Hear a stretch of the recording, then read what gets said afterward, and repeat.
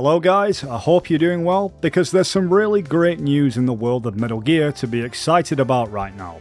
Dedicated programmers and modders, as they always do, have truly done something spectacular in their spare time for the classic 1998 title. Many great programmers who love the series with a passion have developed what feels like the true addition to the integral version we had years back. Instead of the bird's eye view or the first person we were accustomed to in integral version, we now have a over-the-shoulder third-person perspective, and this just adds a whole new view on how we play, and honestly, after testing it, it's really good. This also includes a function to use the right analog stick to aim weapons, aside from just, typically locking on. This also includes a crouch walk, and all of this is seamlessly at the tip of your fingers to switch between perspectives and playstyles on the go. So before I tell you how to set this third-person camera free aim mod, you'll need to own a PC, obviously. It's worth mentioning as well, another huge modding project for MGS1 is currently underway, and still is being perfected. The mod itself is a work in progress and has not been fully released. The project in time will also allow the players to experience the entire game as Grey Fox and many other characters. Also, this separate project aims at making the full campaign playable. What this mod brings is just truly incredible. Essentially, these talented programmers like Perfect Pizza Get in my belly! are using dev kits that can access game files essential to make this mod possible, and work with the animations and rig them to the characters we play in-game. This also includes the appropriate sound effects to match the specific characters you'll be playing as. This includes weapons and whole new animations designed to accommodate this vision. The team have also made every playable Foxhound character, and they all have special abilities, and they are absolutely amazing and lore friendly. There could also be a possibility of a P vs P multiplayer function, but that's just an idea at the minute and not something that's being worked on.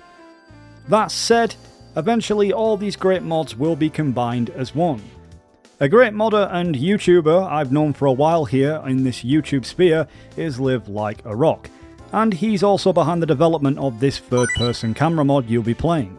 It's still not fully perfected, but honestly it is almost there, so feel free to subscribe to this guy's channel, he's an awesome dude. Hopefully soon enough, but this will all be playable in due time. With that said, let's tell you how to get this set up. So if you guys look in the description below this video, I've made you a custom folder with all the things you'll need to play this mod, saving you some essential time. In the folder we'll have DuckStation, basically a PS1 emulator with the correct version to make this mod work. So do not at any time update this emulator, otherwise it won't work. I've also included the latest cheat engine where you inject the mods into this very software to get them to work in game. The setup is easy enough to pick your desired language, and you can just skip all the nonsense from there on. Allow your Windows antivirus software to accept the application, otherwise it won't run. And you should be on a menu like this, but we'll get back to that in just a moment, so just keep it open. This mod is only compatible as well with the Xbox controller, so if you're like me and you have a DualSense or a PlayStation controller, you'll need to use the latest version of DS4 Windows, which I've placed in the folder as well. Download it and click on the settings like so, and you should have a PlayStation controller that will now mimic an Xbox controller, the perfect workaround for this problem. That the cheat engine as well can also read. However, it's very important you go back into DuckStation if you haven't already and click on Settings, Controllers, click on your linked controller and go to where it says Auto Mapping and make sure you select X Inputs Controller. Now keep this tab open because you'll need to assign some buttons, and you'll probably thank me for this later. If you want to, you can even play around with it yourself to assign which buttons work for you.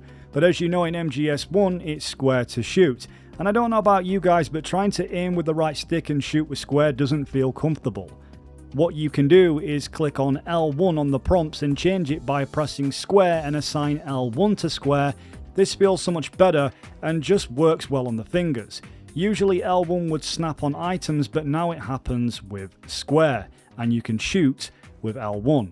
There's no perfect setup as of now, like something out of Peace Walker, like aiming with the triggers like L2 and then shooting with R2, because MGS1's shooting system works where when you release the button, Snake fires.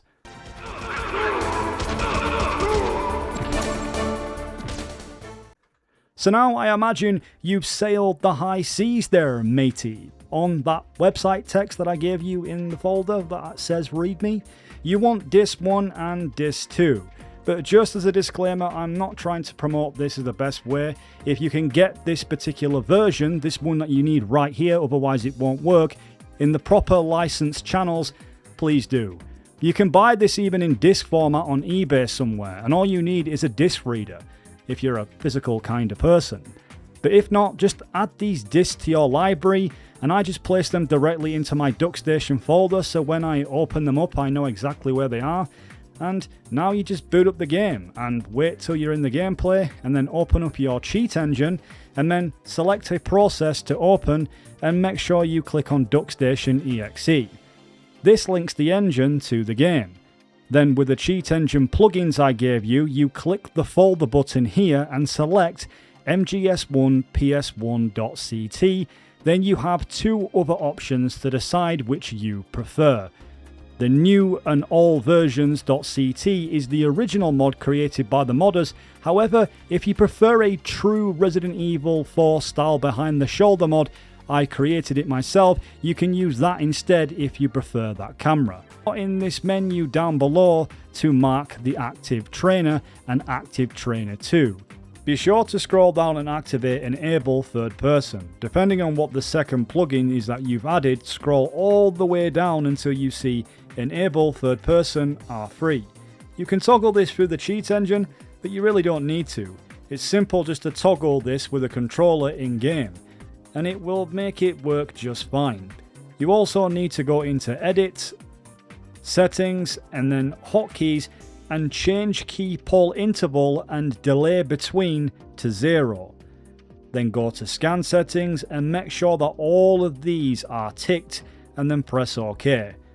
So now you should be good to go. You can simply toggle crouch run and the shoulder cam just by pressing the sticks in. However, I do warn that sometimes this can bug the game and cause some issues, but other than that, it's such a fun mod to use and gives you a whole new perspective.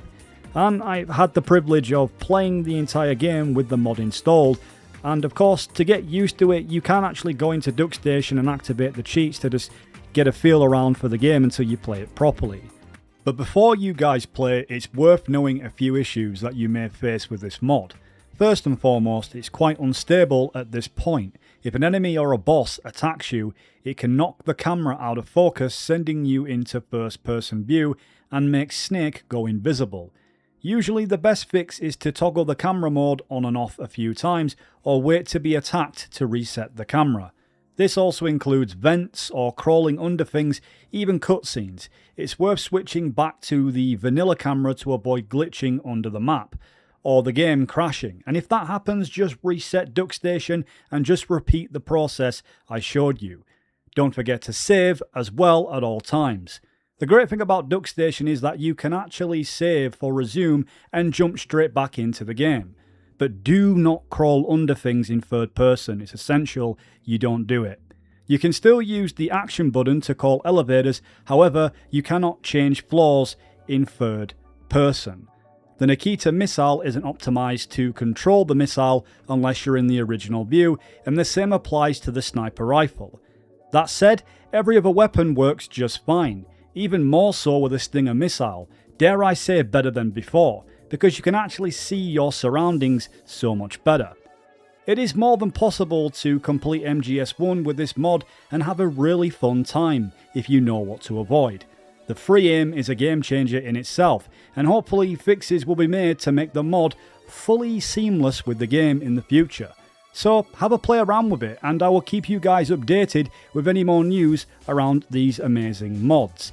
It's just so awesome to see that the fandom is keeping the meme of MGS well and truly alive, and you guys can always be a part of that legend. Well, I just want to thank all the team, all the modders involved with this project, and I just want to thank you guys for watching. Please consider subscribing and hit that like button and let me know how you get on. Until we meet again.